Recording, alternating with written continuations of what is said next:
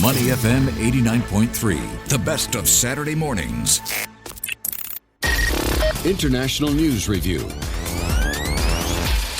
Welcome back to the show. Our International News Review. Steve Okun, the CEO of APAC Advisors, joining us. The U.S. Agency for International Development, USAID, in the news again. Steve, what's the latest? Well, look, Elon Musk and his minions at the Department of Government Efficiency, which, of course, is a made-up department, are just shutting down USAID. They are loathsome people. They are cruel. In certain cases, they're inhumane. They're unpatriotic. They're people who have given years and years of service to the United States government to help both advance the U.S. interest and to help people really in need all over the world. They're being fired far from home, and it is just the way they are going about this. It is so cruel and so inhumane. Now, look, we can have a review of whether or not the U.S. is using foreign aid in a proper manner. You can certainly review whether certain projects are being done efficiently and is there waste and abuse in the system. Of course, you can take a look at that. This is not the way to do it. All right, Steve, loathsome and cruel, very subjective terms. They're very emotional terms. Why? Take us back a step. What does U.S. aid actually do? Because Donald Trump was elected to say cut costs, drain the swamp, too much excess, too much bureaucracy. What is he doing that's considered to be so loathsome and cruel? Well, it's how they're doing it is loathsome and cruel. So, okay, USAID was created by President Kennedy in the 1960s, and in the recognition that one of the most powerful tools the United States has in advancing its national interest is development. Look, we're the wealthiest country in the world. We have really an obligation in a way to help those who can't help themselves, but also because it's in our national interest to do that. If we do this in countries where there is real need, it is going to help us when we are competing then with the Soviet Union and now with China. So development is part of foreign policy. So part of it is that is why it was created, and that is why it has kept going for decades with bipartisan support from Republicans and Democrats ever since. Now there's about 14,000 people, give or take, at USAID, most of them overseas. And Elon Musk comes in, of course, with the blessing of Donald Trump and says, "You're fired. You must leave your country literally now." And so you've got people. Why is it cruel? Why is it inhumane? You've got people who are true public servants dedicated to the United States. They're living overseas. They don't have a home in the U.S. in most instances. And if they have one, maybe they probably rented it out. Their kids are in school somewhere, and they've got to uproot their kids. They have nowhere to go. Their kids have nowhere to go to school, and there's no reason it needs to be done this way. They're often being given now, I think, 30 days. I read somewhere that there's been some exceptions made for people to figure out their personal lives, but who knows exactly what that means? It's not clear. So, Steve, my wife's aunt, Herschel Chalanoir, was heading up the democracy programs for a time at USAID in Africa and elsewhere. And we went to visit her in Guinea in about 2005, I guess it was. And it was amazing the work that they were doing. And when you talk about, it comes under this phrase of soft power, right? Of course. It's not military. It's not governments, whatever, banging out deals. This is a soft power thing. It's a bigger asset than ever before, soft power. President Kennedy in 1961 realized this is a huge opportunity for America to win hearts and minds by helping people survive in many cases. And there's just, the Trump administration is not about that. They're about nativism. They're about coming back to U.S. unless it's Greenland, the Panama Canal, and Gaza. Other than that, they want to stay home, and they want to just make sure that the money is spent at home. And again, we're talking about billions and billions of dollars, and a lot of which goes to the United States. There is food being grown in the United States, paid for by USAID, because that's then going overseas. And so U.S. farmers are actually benefiting from it. Of course, U.S. farmers are benefiting from it. And then farmers who sell to the U.S. are benefiting from it, because USAID will use, technologies to try and help farmers who then export to the U.S. Because, guess what? We have something in the U.S. called winter. We can't grow food year-round. We don't get vegetables year-round. We can't grow that in the U.S. And so you need to have that come into the U.S., and so we help people do that. So a lot of the benefit accrues to the United States from a financial perspective, and then a lot of it is about soft power. We've always had it. Look, the Soviets didn't have it. The Russians don't have it. The Chinese don't have it, and now we're not going to have it either. But that's not entirely true about the Chinese. They're spending a lot of money overseas funding projects and doing different things. They don't have soft power, and certainly they don't have it yet. Maybe they're trying to get it through things like the Belt and Road Initiative, but I think there's a lot of African nations that would say Chinese had soft power, a lot of investment in those places, infrastructure investment. No, the infrastructure. Okay, well, I know that's a different issue. I know that's a different issue, but that is debt diplomacy. That's where the Chinese are building, and all that money's going back to China. What USAID does is extraordinarily different than that, and that's why the U.S. has soft power, and why Africa and why the Chinese don't yet. Let's come back to that. Playing devil's advocate or just seeing the other side. You know why he was elected. You know, I'm looking at a story now. USAID crisis leaves South Africans in turmoil. Apparently, a lot of their foreign aid will be frozen in 90 days. This puts South African HIV treatments at risk. Potentially 8.5 million people living with HIV could be affected in South Africa. It's absolutely terrible.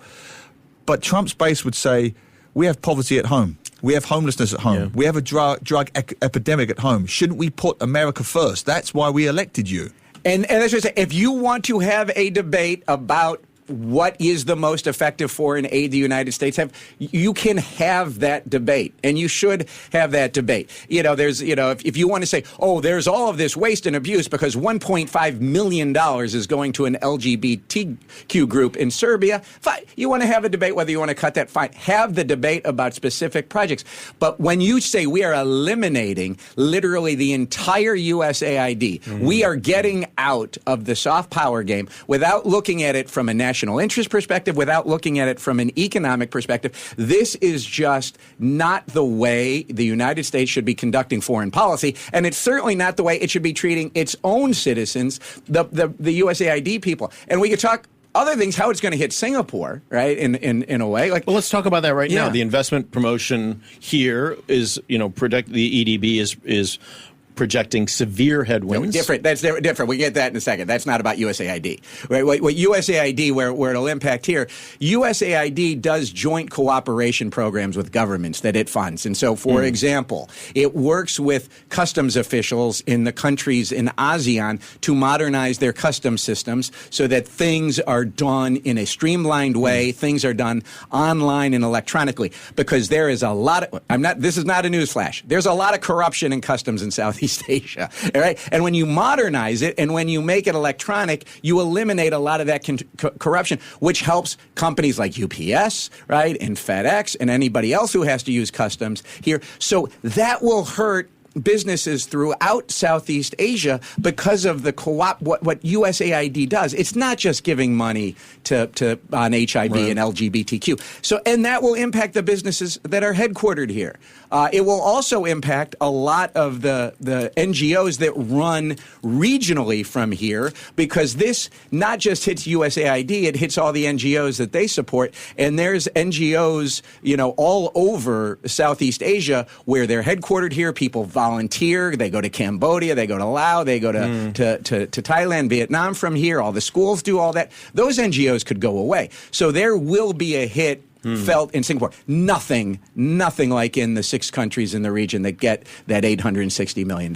Okay, bring it right up to date. This morning, a U.S. judge entered a limited temporary order to block Trump from moving to dismantle USAID. What does that mean? What impact will it have? What happens next? Well, short term, the question is, does the president have the authority to do this? And now the answer is no, because the Congress established USAID formally after President Kennedy created it. So it is only the Congress that it can abolish it. The Congress has what we call the power of the purse. The Congress is the one who gives the money out.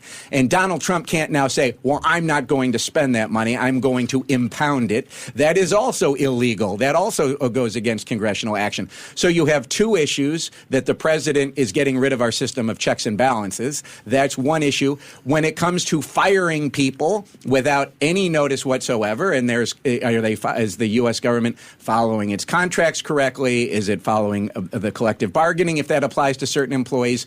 So there are things that are going to get looked at legally. But Donald Trump eventually is going to win on this because he will find ways to shut it down and he will find ways to get rid of aid, whatever he has to do.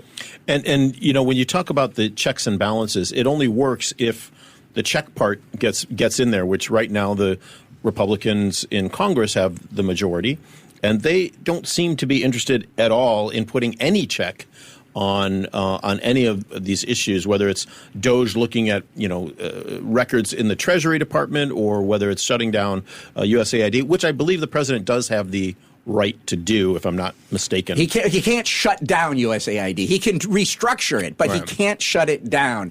And the only check that we have right now is seeming to be the market. And if you, not to go off too much on a tangent, but Donald Trump shut down the free shipment of goods under a certain amount of money from China to Hong Kong, which anybody who knows anything about customs, postal, express over-your trade knew this was going to be a disaster. He shut it down. It was a disaster. He changed his mind this morning because he realized the market was and businesses were getting really hit by this. So the only guardrail that's holding right now is the market right now and his businesses. It's not the Congress, right. That's for sure. We'll see if the courts can do it. But when and the problem is there is no market that is going to support USAID like there's a market that supports customs. Yeah. All right. Let's move on.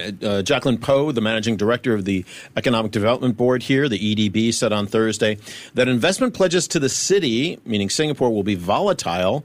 That while the economy remains open, obviously, it's vulnerable to the indirect or collateral impacts of protectionist policies. Wow, that's a big deal when you've got the EDB really concerned about what's the future of trade in this country. Well, it's not in this country. It's in the United States, and how it affects this country. The exactly, impact across the region. region. Effects here, and that is because the two words that are most associated with Donald Trump right now are uncertainty and volatility when it comes to a business perspective. You have no clue what he is going to do, and when you have no clue what he is going to do, you cannot make business decisions. Look, businesses don't care, investors don't care what the rule is so long as the rule doesn't change. Because when you know what the rule is and then you follow it, and you can work around it, but the rules are changing all the time right now in the United States. The rule, you don't know what law to follow. TikTok's banned. Donald Trump says no because ByteDance didn't divest. Donald Trump says, I'm going to ignore that law. Donald Trump says, I'm going to ban de minimis from China and Hong Kong to the U.S. I'm not going to do that anymore. I'm going to put tariffs on Canada and Mexico. I'm not going to do that anymore. You don't know what's coming next. And if you don't know what's coming next, you can't invest. And if you can't invest, that hits Singapore hard because 55.5% of investment in Singapore comes from the United States. And American firms are not going to invest when we are in this era of volatility and uncertainty. And that is what Singapore has so many concerns about. It is staggering. That 55.5% is $7 billion. I mean, it's a huge amount of money, way more than anybody else. What's the mood, Steve? What is the business mood right now when it comes to U.S. investment into Singapore? It's not U.S. investment into Singapore. It's U.S. investment anywhere. If you don't know But we're here. It's on pause. Right? So there was $7 billion in last year alone. This was in 2024. And so the U.S. companies aren't going to invest because they don't know what the rules are. What happens if they invest and now all of a sudden and there's some relation between, because you're invested here, but you're exposed to China. And then Donald Trump says, I'm going to put 60% tariffs on everything coming out of China. So that is going to affect your investment here. If Donald Trump, which he now says he's going to implement a universal tariff on Monday or Tuesday, nobody knows what that means. Nobody knows what the amount is. You're not going to invest anywhere. That is going to hit you here. And so that is why it is going to be very difficult as a open global trading nation to deal with Trump, even if you don't have direct exposure between the U.S. and Singapore.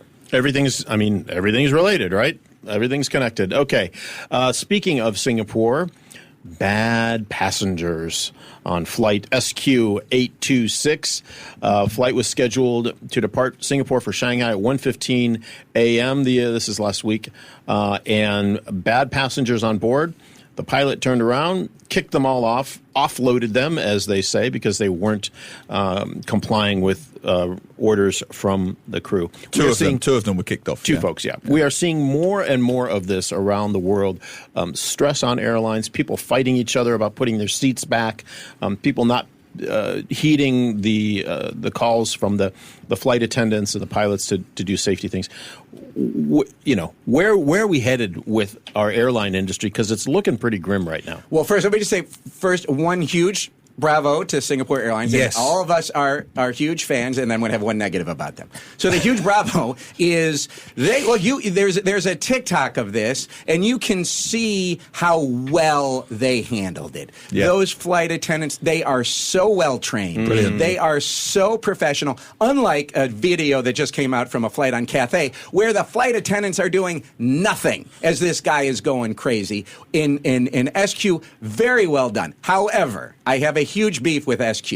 So SQ was asked about this incident, and they said that we can't disclose the gender of let alone the name. We're not even going to disclose the gender of the passenger, citing customer confidentiality. What in God's name is customer confidentiality? I get patient-doctor confidentiality. Yeah. I get lawyer-client confidentiality. SQ should be posting this person's face on literally every ticket and say, don't be this person, because if you do this, you're going to get kicked off the airline. You're going to get kicked off, and we're going to embarrass you. Customer confidentiality? Come on, SQ. I know you're on your soapbox, but is that legal? What do you mean it's legal? It's one thing to say yes. It's not. This is a public service. This is not they're not in a private residence where there is a right to privacy. This is a contract. I assume, my U.S. law, I assume Singapore law is no different. This is a contract of carriage. It's a public contract. Of course they know who you are. And they're withholding their name of this person who is awful, or these two people who are awful. You just have to look at the video of them screaming. And let me just say, I've taken that flight. It is a miserable flight because it's 1 a.m. You're getting at 5 a.m. It's a red eye. You don't really have time to sleep. And now you're extending it an hour and a half. I want this person's name everywhere. Named and shamed. Everywhere. I mean, we've all seen the video. I suspect there are geopolitical sensitivities of why they haven't named where this particular person is wrong. If you've seen the video, it's pretty obvious where they're from. You mean their Mandarin doesn't give it away? Yeah, well, exactly. I'd be better than the average Mandarin of Singaporeans. Yeah, although I have to say, to your point, the SQ staff's English and Mandarin were both absolutely impeccable, calm. They defuse the situation. They are superb. So well trained, so professional. I love the SQ staff. SQ management, come on. Okay, but my question to you is, as you said, delayed the flight for 2 hours. What laws, you're from the Department of Transportation, what rules or laws can be brought in? Can these people be banned for life on any airline? Of course. Is there such a rule that they can invoke? You do not have the right to fly on an airplane. This is not, I'm talking. But is that English something that could be enforced? Like all Star Alliance planes? How does it work? Of course. No, put their of name course in the you system, could be on a no-fly for whatever reason. Okay. Yes, of course. This is not a public good. You do not have the right to fly on an airplane. And if you abuse your privilege to fly on an airplane, well, then you have to face the penalty. Yeah. Which should be at least your name being made public. Yeah, and lifetime ban. I would say one strike, you're out on this kind of stuff, right? If you don't comply with a flight attendant's, you're gone. Yeah. Like on the ban list forever. You figure out another way to go there. Yeah. No, I'm with you. I'm with both of you on this one. Absolutely. Anyway, okay, interesting. Let's finish off very quickly. Coldplay, Man in the Moon, Singapore video. Have y'all seen that? Over 300,000 views in the past 24 hours, probably closer to 400,000 now. This was filmed in 2024, in January 2024, the Man in the Moon video by Coldplay when they were in Singapore for their series of 6 concerts. And Warner Brothers Music and the Singapore Tourism Board got together to host or fund or whatever, make possible this video. It's a commercial for Singapore. Hey, shout out to our International News Review 2024 Person of the Year, Melissa Au, the CEO of STB, who comes in huge with this video. This video... I am a Coldplay fan. The music's not that good. Okay, I didn't think the song was out. I'm not a big fan of this song in particular. Yep. I thought the video was very well done. It goes to McPherson. It's in Geylang. It's at Resort World. It's Marina Bay, of People's course. Park, of course. And then Chris Martin's quote, because it's out. They built this little structure out in the middle of the water, and to get the backdrop of MBS. Yeah. And he says it was really fun to have a kind of dance party out in the middle of the water, just us and the otters.